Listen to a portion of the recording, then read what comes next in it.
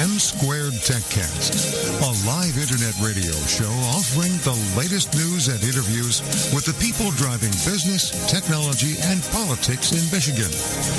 Now, your hosts, Matt Roush and Mike Brennan.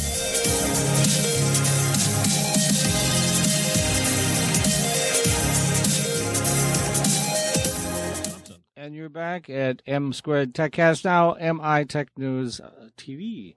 And since Matt's out this month with recovering from knee surgery, Rick Thompson has been gracious enough to join us. And so this month, we thought we'd take that opportunity to focus more on the cannabis and less on the technology. But in many cases, they're both that are coming to the show. It's cannabis technology, so we're good.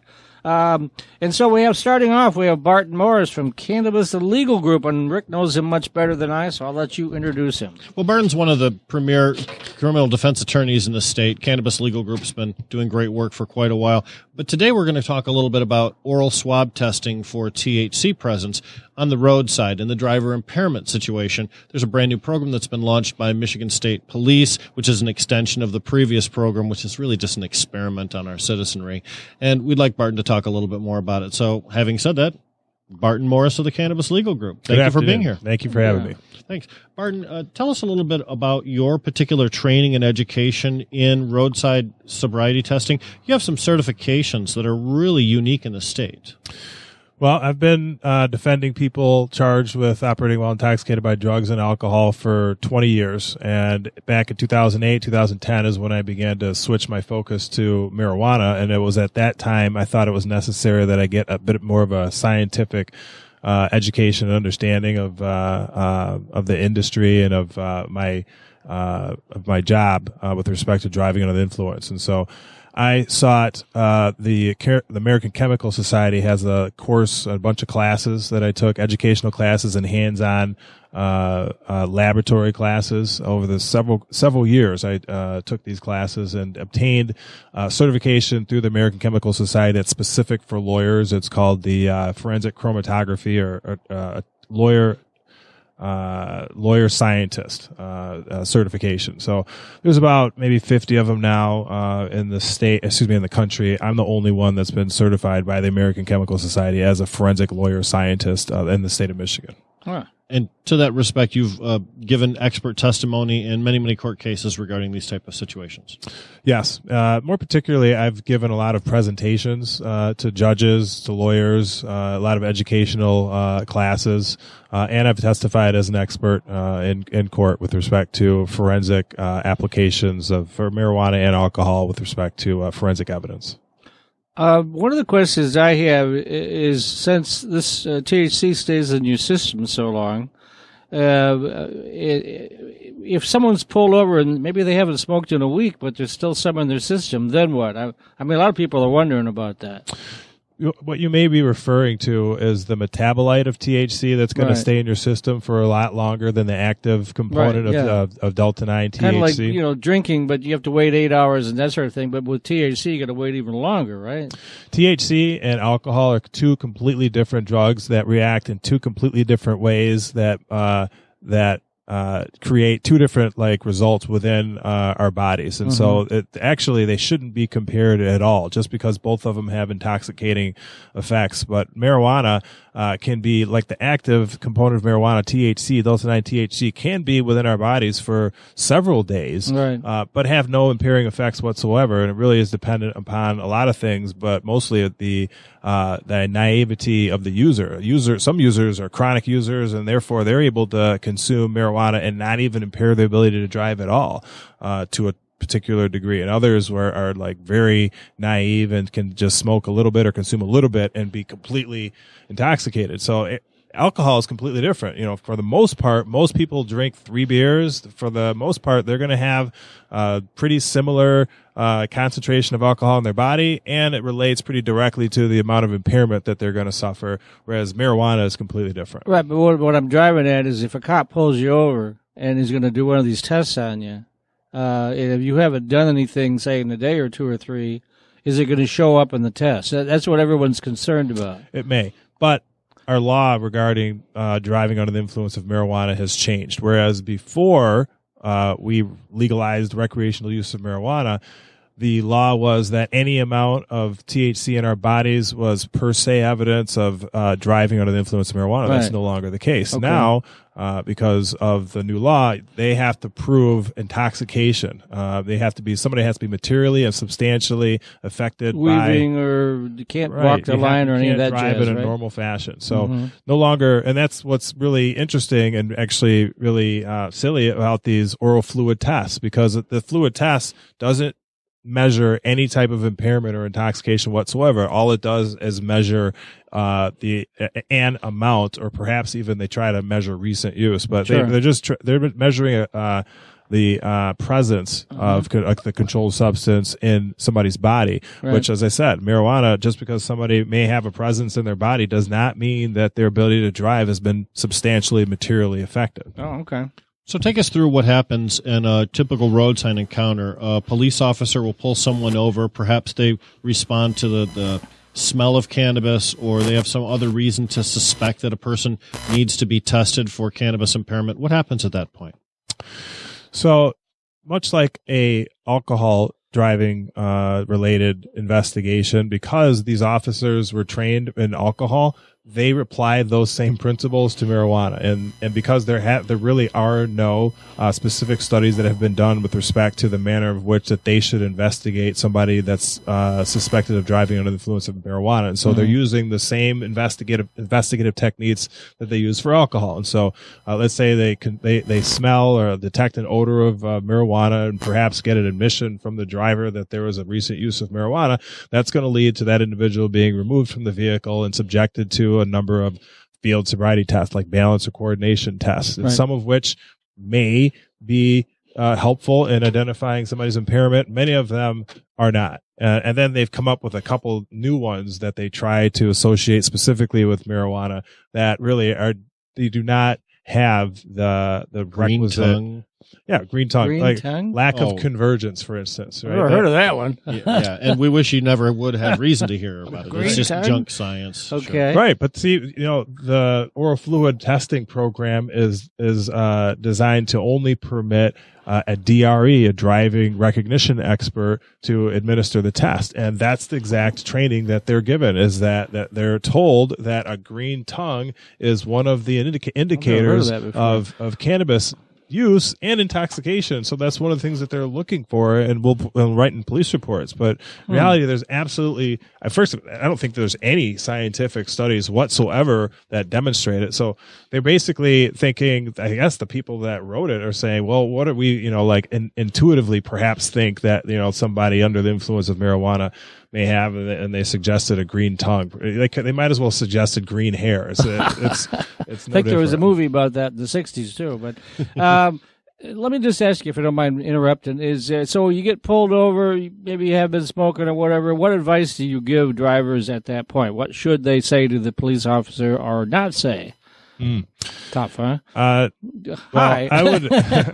I would not answer any questions with respect to the last time I've used cannabis, because Right. quite frankly, it's such a broad question, and it's not something that's really going to lead to their ability to identify whether somebody's driving was poor or not. Right. Because the last time somebody may have used cannabis may have been in the morning and they were pulled over in the afternoon. But either way, it's going to lead to an additional investigation, and that investigation it'll be for no reason, other than that somebody were providing this information that in reality has nothing to do with it. Now, alcohol is different, like somebody, the last time they used alcohol is specifically relevant to whether somebody's ability to drive the motor vehicle has been impaired or intoxicated. But for cannabis, it's not. So, I mean, the short answer to your question is simply don't answer those questions, or simply just answer in the negative, because answering in the positive in any way is likely going to get you into. It's going to get a whole lot worse after that. Martin, you were involved in a driving impairment commission. It was impaneled by the state of Michigan in order to determine specifically a THC level for impairment. How did that go, and what were your conclusions from the panel? They did ask me to do a presentation to the Impaired Driving Safety Commission. I was very pleased and honored to do so. I provided an hour-long presentation to them that led them to conclude exactly what I had presented, which was there is no concentration of THC in somebody's body or in somebody's blood that will always equate to impairment similar to alcohol. It doesn't exist. One person at 5 nanograms can be impaired and others may not be impaired, and there's no direct correlation whatsoever. In fact, unlike alcohol, an amount of concentration of THC in somebody's body may be indicative of recent use or prolonged use, and it depends on also the manner in which that it was consumed, right? So, like, unlike alcohol, we can use cannabis in many different ways. We can eat it, we can smoke it, we can vape it, we can apply it topically.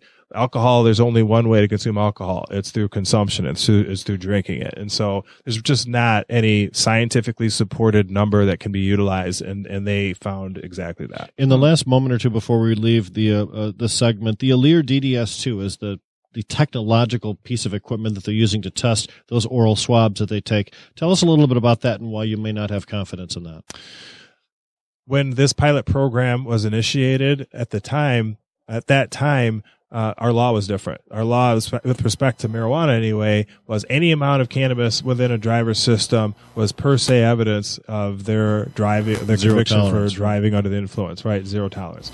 That's no longer the case. So, a subject being investigated for driving under the influence of marijuana having to take one of these tests, it's just irrelevant. So what if it even comes up positive? Because that's not going to help make a determination as to whether somebody's driving under the influence or their ability to drive was affected in a normal manner. So these tests really are subjecting people to going to jail and being arrested, when in reality, many of them should not happen. And so what that's really doing is putting people in jail unlawfully. Well, it's putting people in hospitals too, because in order to verify the results of the oral swab test, they mandate a blood draw if you test positive for cannabis. So not only does it turn into a roadside experience, now it turns into a hospital experience too, which is unnecessary to put citizens through. Don't you agree? And it subjects them to a DRE examination, because the DREs are the only ones that can administer the oral test. And so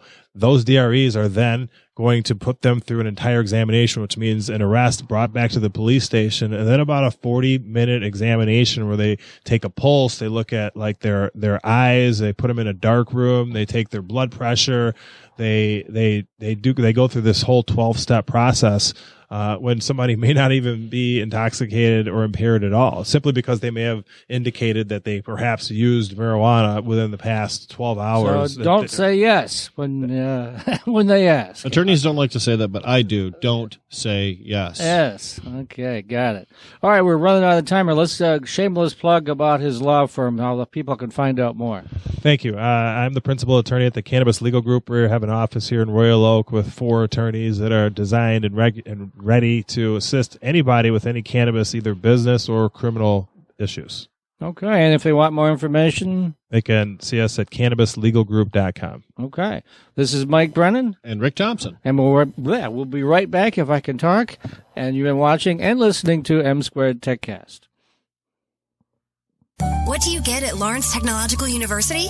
Everything. Great labs and studios, supportive professors, plus a full campus life, NAIA athletics, and all the software you need to succeed. Be smart. Be more. At LTU, possible is everything. Salaries of Lawrence Tech grads are among the highest of any university in America. Plan a campus visit to meet with counselors, faculty, and coaches. Why wait? Find out more at ltu.edu.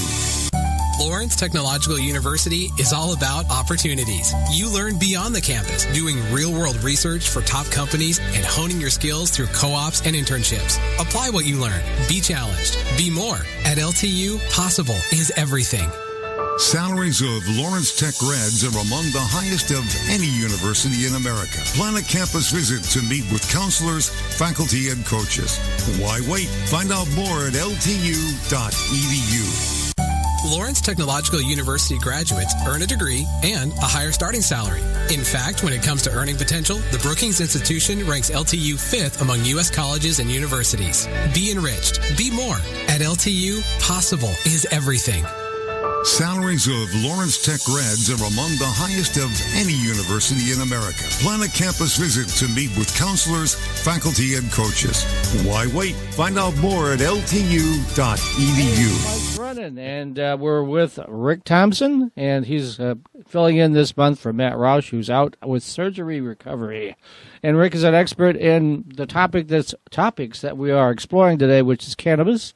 And introduce your guest. Well, we have Ryan Basor joining us for our second segment of the day here. Ryan was one of the pioneers in the Michigan cannabis industry. In 2009 and 2010 and 2011 was a member of the Michigan Association of Compassion Centers and launched Capital City Caregivers, which is one of the first functioning dispensaries in the state of Michigan, right in Lansing, right on Michigan Avenue.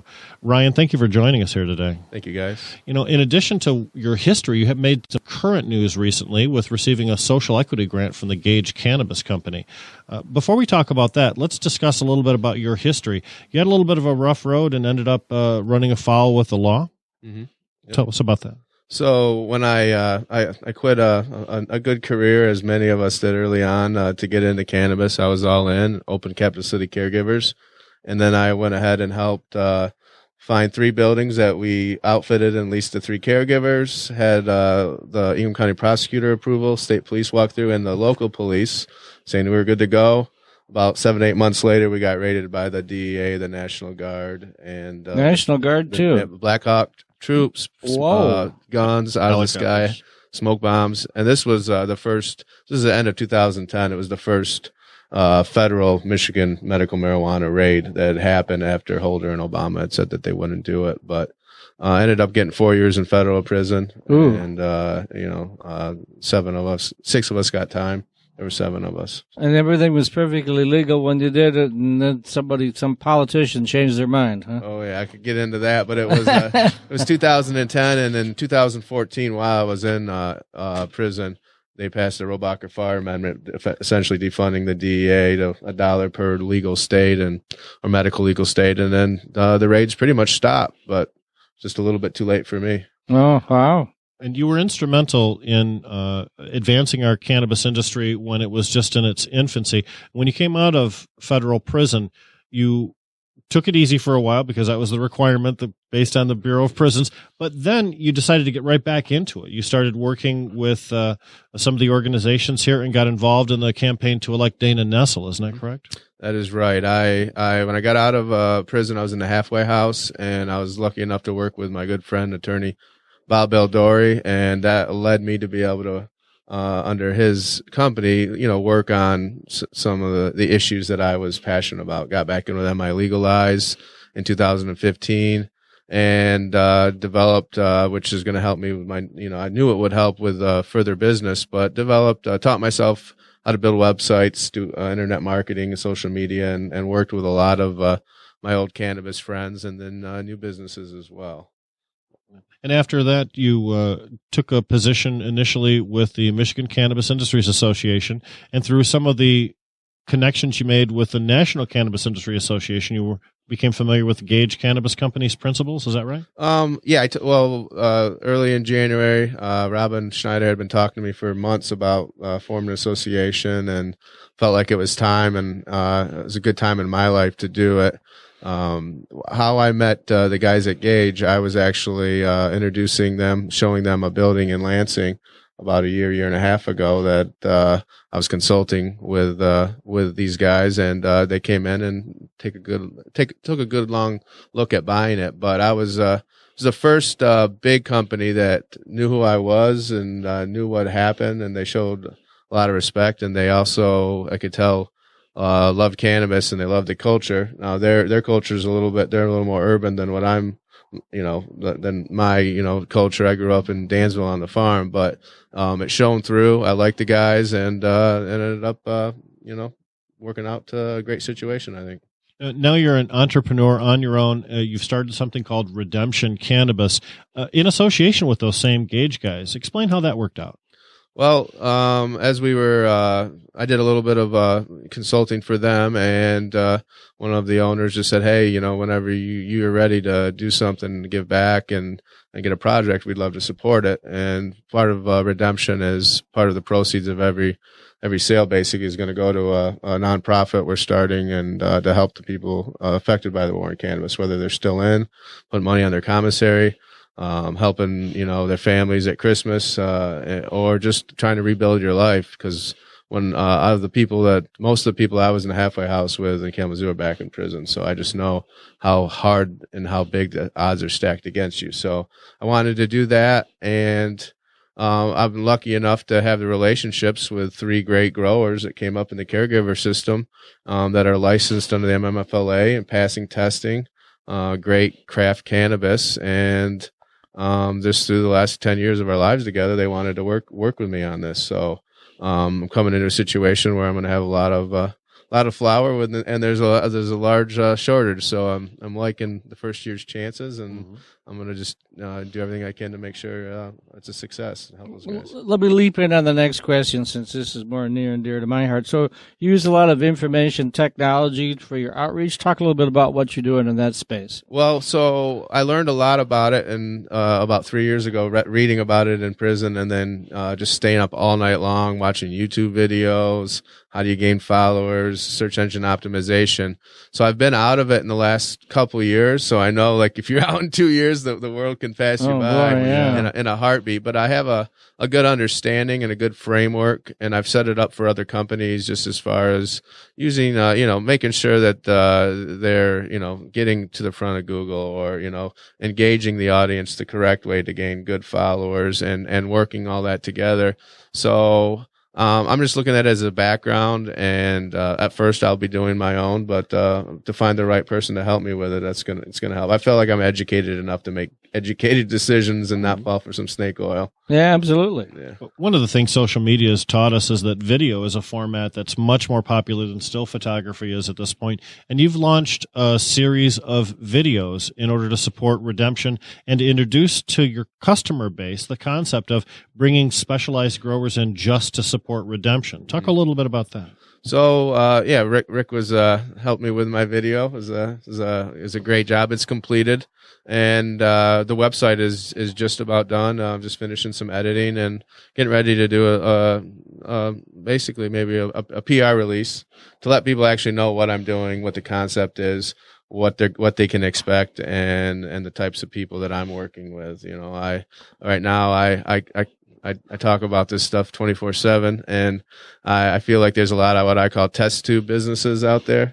They go into a branding company and say, "Hey, I want to make a lot of money selling marijuana to make me cool and tell me what to say and think." And Michigan's different than other states. We're rabid, and we love cannabis, and we've been doing it a long time. We see through a lot of that. So I'm just really trying to bring, instead of making up a concept, I want to feature the people growing the cannabis, their families, their company, why they're doing it. What they've all got a great story to tell. We call them human interest stories, but those are very popular. So. Yeah, and that's the way we've done it. I always known who's growing my cannabis. It's important to me, and why they're doing it, how they're growing, what they're using, how they found their strains, just that, and along with a couple of the processing partnerships that I'm developing as well. So putting a face on it, and I feel like this next year, with just the way the market's gone, it's going to be actually the year of the little guy, the agile mobile guy who's producing a product and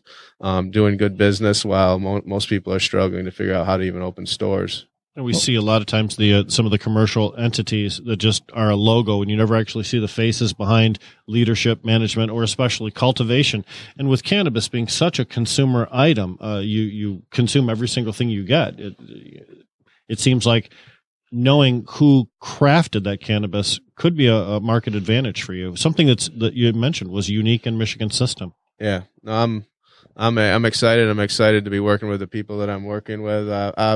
Rick knows pretty well, knows very well. There's plenty of stories of even the last 2-3 years of my life of working with people and not going well. There's a lot of that going on, but just even getting screwed out of businesses. So this is an opportunity for me to reset and just work with people that I like to work with and I'm happy to be around. Yeah, I've had lots of business partners over the years, and some of them we're still talking, but, things happen. Yeah. But, It does. so let's talk a little bit about when we're going to see some of your products in the stores. Is that soon? It's soon. Right now we're finishing up the logos and the packaging and getting close to ordering that, and I would expect it to be, safe middle of January, and we'll hit the ground running from there.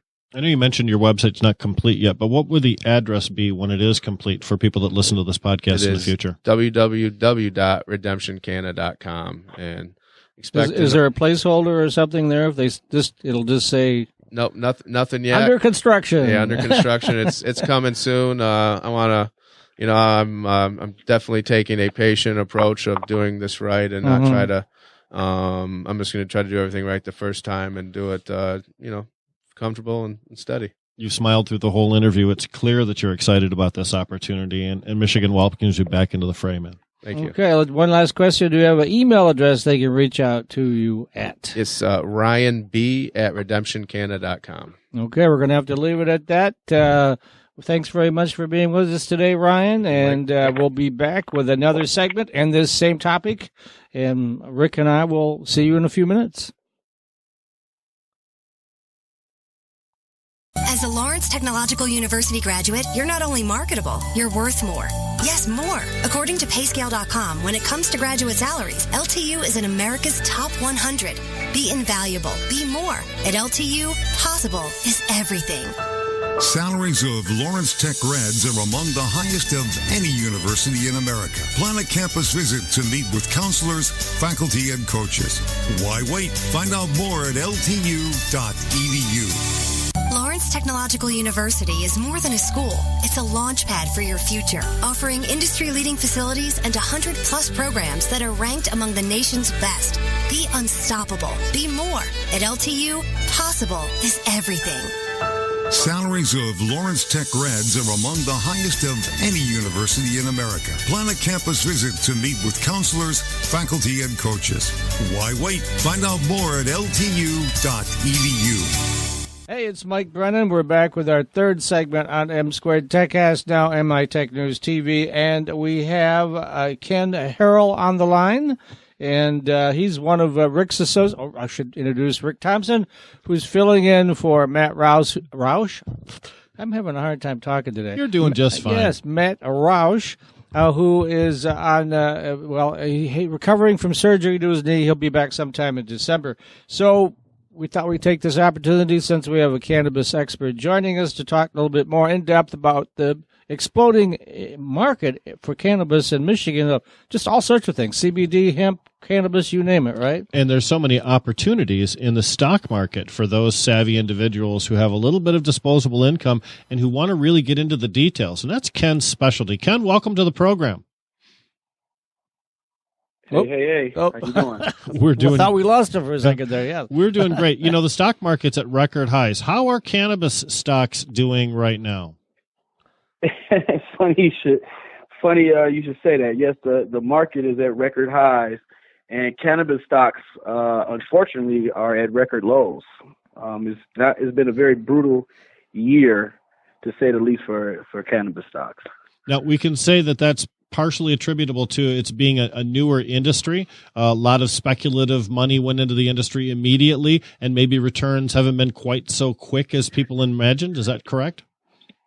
Yeah, I mean, that's a part of it. There are a number of components that went into it. But yes, essentially a lot of people got excited because this is really this isn't the first coming of cannabis stocks. Cannabis stocks hit a few years ago. Most of them were like penny stocks. It was at a time where you saw like a lot of television cable shows like Marijuana Inc. And it was one point, it was like 3 or 4 marijuana-based shows coming. It created a lot of hype and speculation, and people ran in. A lot of people got burned on that wave. It cooled off for a few years, and then with the anticipation and excitement of the Canadian Cannabis Act C-45, went legal pretty much a year ago, October 17th of 2018. There was a lot of people trying to get ahead of that. And, it poured a lot of money into companies that had ridiculous valuations and Didn't even have any crops up, didn't even have any retail outlets, no contract signed, no real employee staff. And unfortunately, a lot of money went in and created a bubble off of the Canadian legalization was supposed to be the tipping point that set the whole industry, up for immense growth, and it didn't. Canadians brought in roughly $1 billion in this first year of sales. Ontario is the most populous Canadian province. I believe they have over 14 million Canadians, but they only have 24 brick and mortar retail locations. So it's a lot of overproduction in Canada. It just didn't turn out to be what it was. Still in America, you got 10 states that are recreational legal, 33 that are medically legal, but it's still a scheduled legal drug at a federal level. So the whole country isn't on board with it. So that still creates issues in banking and, how you can report the monies. And it's like you said, the industry is not found a solid infrastructure at this point. Okay, so let's talk about some different types of cannabis investments. Sure. Businesses that you can invest in could be a variety with cannabis. Because first of all, it's a number of different types of uses that can come out of the plant. You got the whole THC side, you got the CBD side of things, you got the hemp side of things. But as far as the different types of investments, you can deal with something that's plant touching. So you want to get an actual, cultivation and the growing and production of the marijuana, as well as the distribution. So anything that physically touches the flower or the seeds of the plant. And then it's a whole space with the pharmaceutical and biotech companies that are working to create medicines that are based on the cannabinoids. And then you have other businesses like security and, making grow houses and the ancillary solar piece. There's a lot of different things involved with that. And then you have real estate, right? You might just be somebody who's in the selling facilities for people to warehouse or grow marijuana.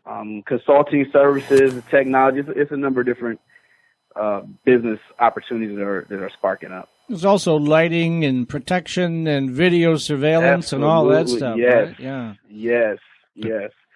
Yes. Now, Ken, when we talk about stocks not necessarily having a great performance, are you referring to individual stocks or are you looking at indexes of cannabis-based stocks? A lot of people don't realize that there actually are indexes of cannabis stocks. Oh, man, yeah. They're so the ETF, electronic trading funds, I think if you want to put your big toe in the cannabis stocks right now and play it safe versus jumping in 2 feet first, you should go the ETF route. If you want to jump in 2 feet first, you can buy pure stock. They're taking beatings, though.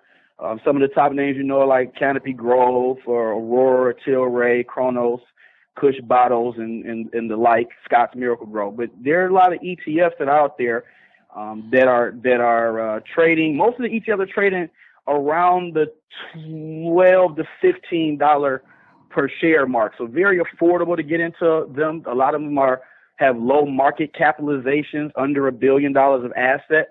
So this is like a ground floor opportunity because I think these ETFs were created as a safer hedge for people who were interested in getting into cannabis but didn't want to have all of their exposure to just one company. So some of these ETFs, I'll give you some specific ticker symbols to look up. One being POTX. This is Global X Cannabis. These are all ETFs. I'll give you a handful of them. POTX is trading at $14.25 a share. Amplify Seymour Cannabis. Ticker is CNBS. CNBS. $13.48 a share. These are all today's prices. We have Cambria Cannabis, whose ticker symbol is TOKE. TOKE. And they're trading at $14.98 a share. You have the Cannabis ETF, which is THCX. THCX, trading at $12.57 a share. Give you a couple more real quick. Advisor Share Pure Cannabis.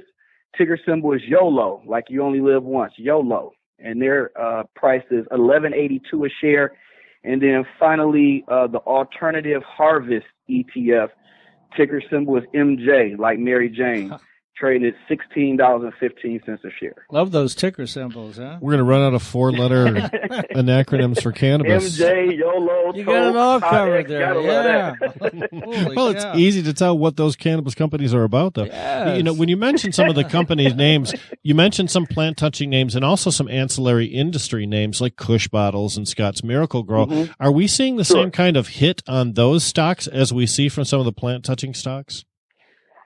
You say, are we seeing a hit? Yeah, are we seeing them experience the same kind of downturn that some of those companies that touch cannabis like MedMen are experiencing? Yeah, some of them, because and I'm happy you brought that up, because some companies have made investments in some of these other companies. So that's kind of how the publicly traded game goes. Certain companies own percentage stakes in other companies, whether small or large. But like one that I didn't bring up, STZ, Constellation Brands, they made a huge investment, I believe, in the Canopy growth.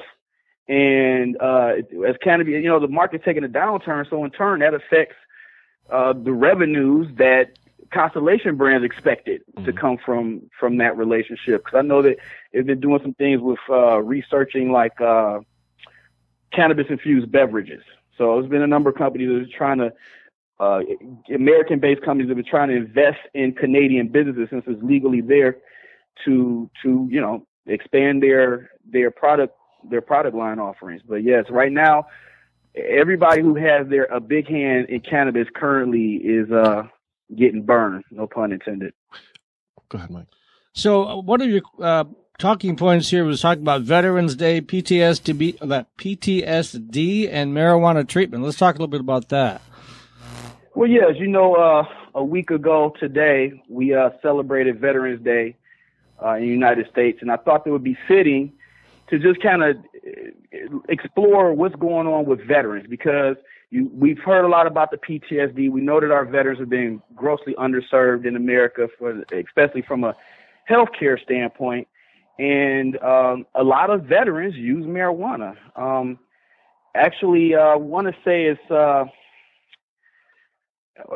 over 20% of PTSD patients have used marijuana, and they've had successful research as far as it being able to help them from a treatment standpoint. But what's unfortunate is that VA hospitals, VA pharmacies, any medical practitioner that has a relationship with the VA cannot actually prescribe legally. They can't prescribe marijuana for any of our veterans. So it's like it forces our veterans to buy off the black market, essentially, which the black market sales, to kind of circle the conversation back to why the industry isn't doing so well. Even though it's legal in Canada, 50% of all Canadians are still buying on the black market. And even though it's halfway legal in America, 87% of Americans are still buying on the black market. Is it force of habit or what, do you think? Well, lack of access, too. You talk about the entire province of Ontario with only 24 brick-and-mortar centers. So it's really about... you can't get 14. I mean, let's say, I'm not saying everybody in Ontario uses pot, but if it's 14 million people there, they might. They're Canadians, even if you said even if you said 10% of them use it, how do you get 1.5 million people through 24 doors? Yeah, it's true. So we're looking at a combination of people's personal habits that go back decades long, where they've purchased from the same off-market sources that they always have, and then also an incorrect or slow rollout on the part of both the American and the Canadian government, and those two things contribute to those factors. Wouldn't that be fair to say, Ken? Absolutely. As we kind of briefly touched on at the beginning of the call, it's a number of factors that are impacting it. But one thing I can say to address the stock market itself, I feel that it's been grossly oversold at this point. I honestly think that there is an opportunity to put both Canadian and U.S. pot stocks back on your watch list and consider getting in at some of these great entry points. I just want to kind of throw out some numbers to you on like some of the top 4 brands that we kind of always hear about, one being like Kronos Group. Now, I just went back, say, like the February, March, Kronos had broken over $21 a share. Today is $6.12. Canopy Growth was and this is February, March time frame of 2019. was over $45 a share for CGC. Now it's $14.42. Oh, That's a profit opportunity, boy. Wow. Yeah, absolutely. Tilray, one of the biggest cannabis companies in Canada, the same time frame, February, March, was $140 a share. And if you recall, back in September, just getting ahead of the Canadian legalization, Tilray had actually topped $214 a share. This is a year ago. Today, Tilray is $19.93. wow. Last one is Aurora Cannabis. February, March of 2019, Aurora Cannabis was $9.61 a share. Today, you can get into Aurora for $2.37 a share. I actually was on, because I own quite a bit of Aurora Cannabis stock. ACB is their ticker. And I was on the shareholders conference call 2 evenings ago, because every quarter, every 90 days, publicly traded companies have conference call, release their earnings and things like that. So I encourage all your listeners to, get on those calls and see what these CEOs and CFOs and VPs and all these folks are talking about, because they got to face the music every 90 days. And I was on that call. They were talking a lot about Cannabis 2.0, which is pretty much what's on the horizon. And the 2.0 is where companies are getting more into the new products and not just the plant itself. So you're going to see a lot of new things hitting the marketplace for Cannabis 2.0, which is essentially the 2020 campaign for a lot of these companies. So you're going to see more beauty and skincare products like lip balm and more uses of CBD oils for topicals or ingesting to stop nausea or depression and arthritis. You're going to see more of the gummies and capsules and cannabis-infused chocolate and cannabis-infused beverages. In fact, they're even coming out with cannabis-infused dog treats. So this is on the lookout for what's coming Doggy next. downers, I like it. Hey, Ken, we're just about out of time. Tell people how they can find out more about you and the Bullish Institute and all the things you do. Thank you. The easiest way is to Google Ken Blanks Harrell, Ken Blanks, Blanks, like fill in the blanks. Last name is Harrell, Harrell, 2 R's, 2 L's, or Bullish Institute, bullishinstitute.com, or Bullish Picks, Picks, like picking stocks. We're out here, and we do workshops, open workshops every second Saturday of the month at the Northwest Activity Center in Detroit, Michigan. Okay, sounds every great. Second Saturday. Thanks for being on the show today, Ken, and we'll be right back shortly. Rick and I will be with one more guest on this very topic of what's going on with cannabis today. I'm buying stocks. And buying the stock, yes. What do you get at Lawrence Technological University? Everything. Great labs and studios, supportive professors, plus a full campus life, NAIA athletics, and all the software you need to succeed. Be smart. Be more. At LTU, possible is everything. Salaries of Lawrence Tech grads are among the highest of any university in America. Plan a campus visit to meet with counselors, faculty, and coaches. Why wait? Find out more at ltu.edu. As a Lawrence Technological University graduate, you're not only marketable, you're worth more. Yes, more. According to Payscale.com, when it comes to graduate salaries, LTU is in America's top 100. Be invaluable. Be more. At LTU, possible is everything. Salaries of Lawrence Tech grads are among the highest of any university in America. Plan a campus visit to meet with counselors, faculty, and coaches.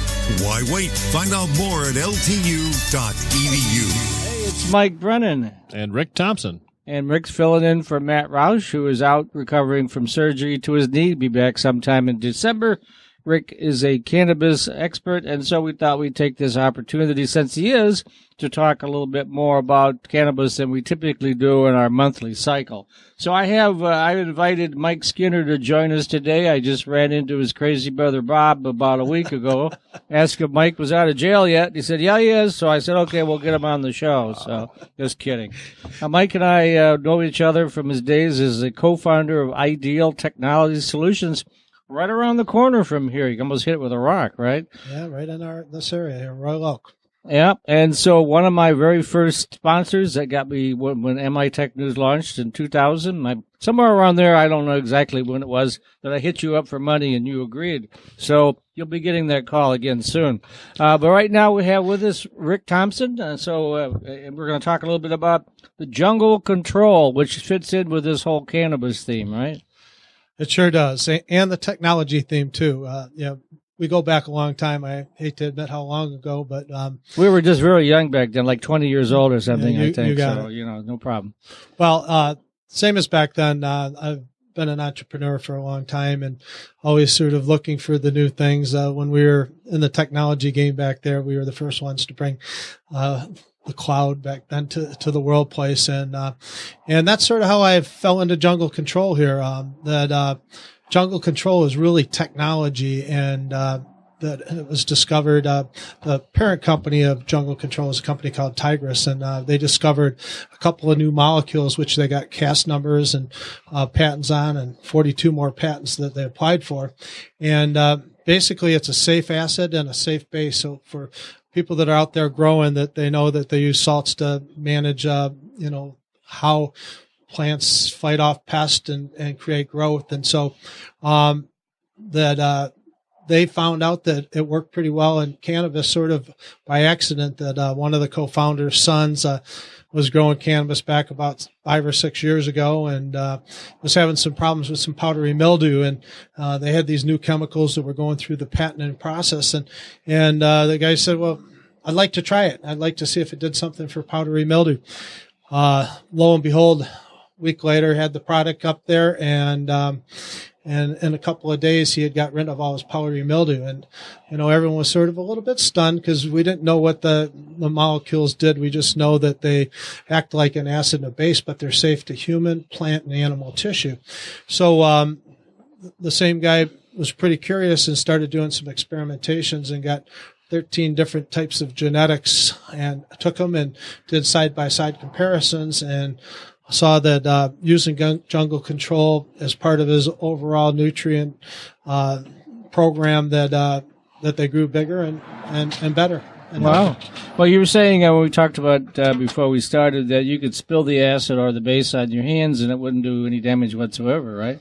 That's what's crazy about this company. Back to the technology side, that there's about $3.5 trillion in acids and bases sold around the world each year. 3.5 but trillion. all are harmful and hazardous, or to your lungs, to your eyes, to your ears. So these guys discovered really they figured out how to capture a hydrogen molecule and keep it stable inside of water molecule, and you can put it in your eyes and do all sorts of things that you wouldn't do with regular acids, but it has the same impact on lots of different industries, companies and medical industries. That beyond cannabis, the agricultural industry is exploding with this new technology, and for all my friends that are growing cannabis around Michigan and around the country, they are starting to utilize what we call biostimulants or, plant adjuvants to improve the nutrient uptake.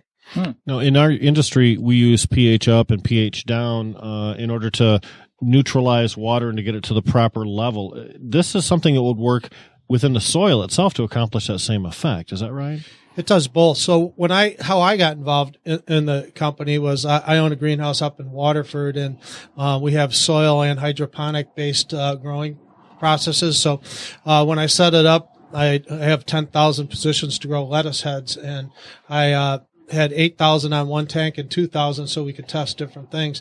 And so, they ran into me and told me to give it a try. So we put some into our 2,000 section of heads of lettuce. And the gentleman who runs my greenhouse or ran my greenhouse was a cannabis grower. And, we both sort of called bullshit on the thing. And we thought, there's no nutrient value or anything. But in a matter of, 2 weeks or 3 weeks, we started doing the side-by-side test and saw the root mass was bigger, the actual lettuces were bigger, and both started shaking our heads. And usually it took about 7 weeks to grow from beginning to end, and we got through our whole lettuce at the same size with even better weights in 6 weeks. So we did it a couple more times, and it just piqued my curiosity, and that's how I became involved with the company, because if it made that grow, I just knew there were a lot of other things that were possible. Mm-hmm. And let's get a plug in for your other company. Your primary business is also food related, right? Well, Tigris, the parent company, that really they're using these molecules that in medicine they if you have burns or scrapes or cuts, that they, can heal faster. Then in the agricultural business, we're starting to do things on specialty agriculture. We're in the products being sold around the country, and there's some differences. We treat the cannabis product a little bit different. That's called ferocious, a little different than we do the agricultural products, but a lot of the results are the same. So we're in that industry. The company also is working with 8 of the top 10 largest battery companies in the world, replacing sulfuric acid, and the list goes on and on. I think you'll find that Tigris will be one of the large technology companies in Michigan, a 7-year startup now that's raised a lot of money and just starting to commercialize. Built a plant in Madison Heights. Huh. Well, that's not that far from here in Royal Oak. No. In what stores would our listeners find your product at this point? That in the Michigan area, that we're probably in about 45 different hydroponic stores. We're also do a big business online with it's junglecontrol.it, and people can buy online. In Europe, we have about 350 stores. It's been out in Europe with hydro gardens. I get them all mixed up. There's a lot of them, but they're in about 300 retailers, and we've continued to, as we've spoke with your earlier guests, that regulatory compliance is always a challenge in trying to find the right way and the right claims, and so that's one of the things where we've employed the right people, and it's going to be a pretty standard product across the United States and Canada here pretty soon. Huh. Well, hydroponic growing is more popular now than ever before. And you mentioned that this works pretty much equally well with a soil-based system or with a liquid-based system, which is what hydroponics basically is. Yeah, basically when you come down to chemistry and technology, and a lot of people that might be listening to this in the cannabis industry, they have their the right MPKs, but just like us, we're always fighting to live. Plants are fighting to live, and there's 2 things they're trying to do. They're trying to replicate cells, and they're trying to fight off people that are trying to eat them. So that's the battle that's going on in all of us all the time.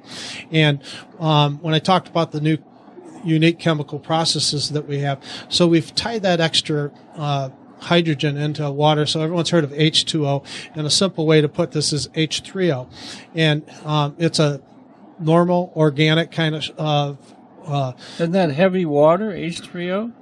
Well, there's all sorts of names, but what we do is quite unique, and there are people do this. If you want to get official, we're actually H9O4. Okay. So it's a little bit you get into the chemistry, but one of the interesting parts about it is that extra hydrogen molecule. It's in an uncomfortable state right there. So it's always trying to get out. So actually it creates energy, and that energy really does what you're talking about, that in a soil-based and in a hydroponic-based system, it provides for the plants to be more effective in taking up nutrients. So the mitochondria and everything can work better because of, adjuvants. And you'll see that the USDA now, the EPA is now starting to allow these biostimulants and a variety of different names, because it isn't only NPK values that improve growth.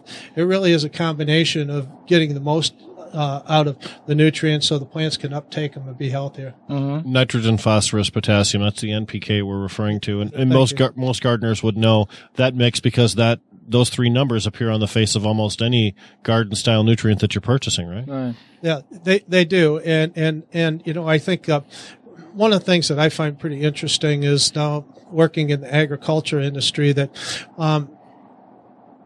when you start to see what cannabis has done for agriculture and agriculture are doing for cannabis, it's symbiotic in that, I think that on the cannabis side, there's a little more scientific portion that, from the people that started growing. But now as cannabis commercializes, it's bringing the 2 together, and you're starting to see on the traditional agriculture more attention to science here, and how can we improve that, because we got to feed more people. And well, it makes perfect sense. It's kind of like a Wonder Grow sort of like product, but not the same, right?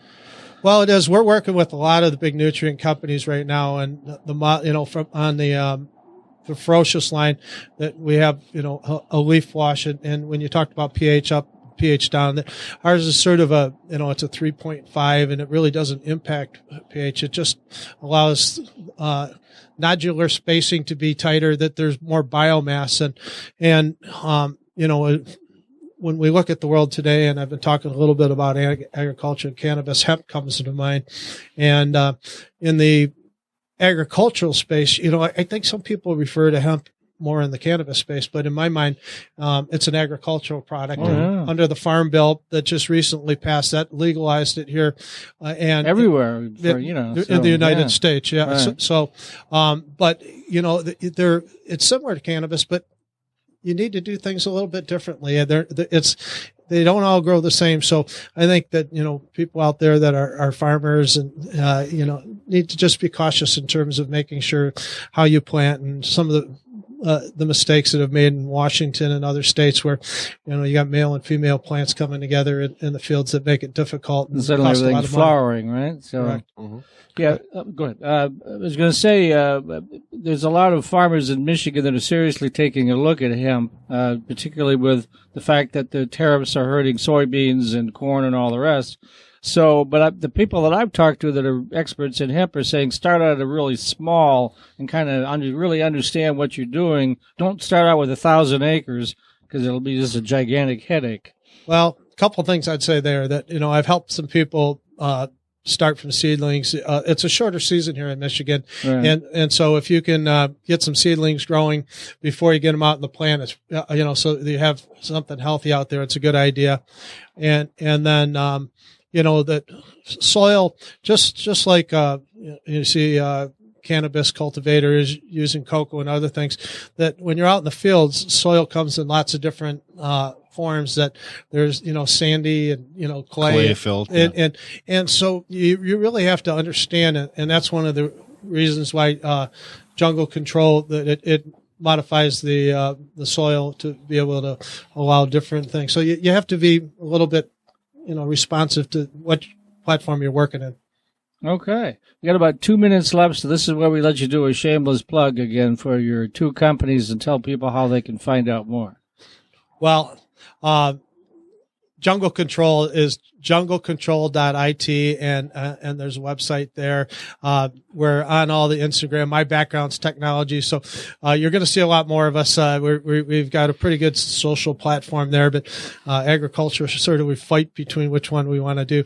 And Tigris is at tigris.com, and we've just received our 2 patents, worldwide patents in the last 60 days. So, our motto is better everything. We really are working in, spaces, that, we think we can change the world.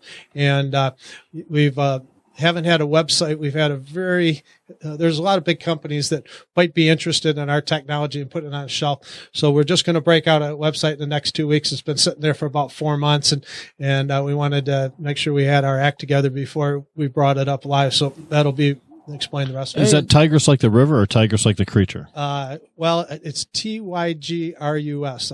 So, funky spelling. Yeah. Funky. Okay, glad you explained that. Yes. Well, we'll have the video done shortly, and then you can put that up on your website when you launch, and people will understand what you're doing. We'd love to. And with, I want to thank you guys for having me on, and Michigan Technology, and Mike has done a wonderful job. And I've been following, Rick and all the things he's done in the cannabis industry for quite a while, and had the opportunity.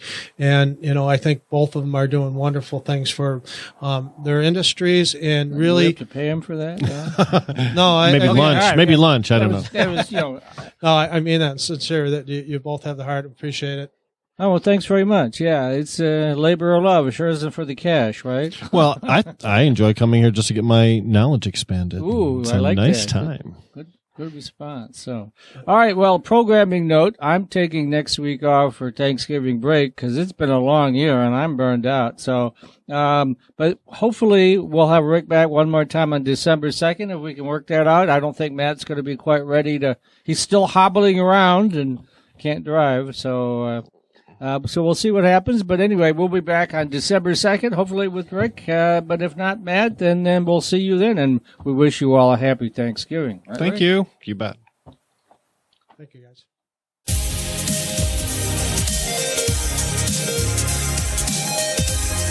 for listening to M Squared Techcast, a live internet radio show offering the latest news and interviews with the people driving business, technology, and politics in Michigan. Join your host,